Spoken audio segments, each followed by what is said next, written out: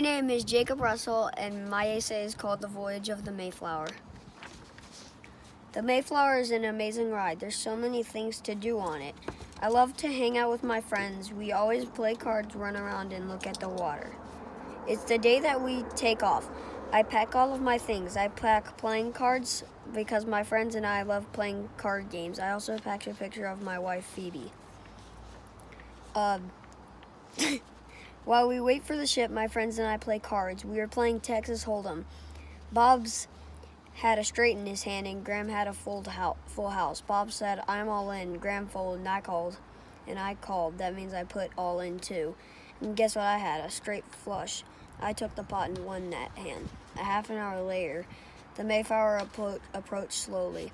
We waited eagerly to get on the boat. As we boarded the ship, I got nervous because we were walking over water. We each had our own beds, and it was freezing in there. Once we unpacked our things, we played cards on the deck. Oh, and I didn't mention my name. My name is Levi Columbus. After playing for a while, Bob ended up winning, and we started to look at the water. We saw some strange creatures in the water. They were gray, quite small, and had a hole on its back. We called them dolphins. That night at 7:30 p.m., That night for supper, we had turkey and bread. We had dinner with the captain, and he was very nice. We talked about what we were discovering. He said that we'll be finding a place called Plymouth Rock. We waited about 6 weeks until "Land ho!" shouted the captain, and the crew and I started to panic.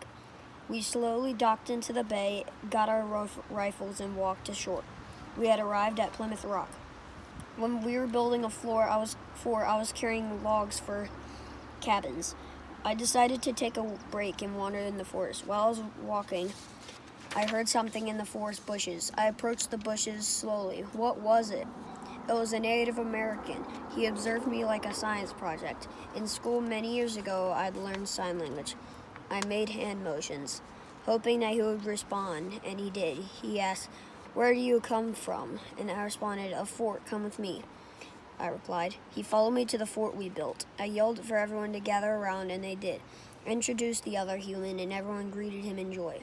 That night at supper, he told stories in sign language, and I translated it in English.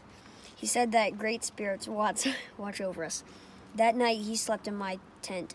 I'm very famous to this day because people made harmony between Native Americans and English settlers. They are happy to trade goods with each other. I made a difference by making peace between settlers and Native Americans.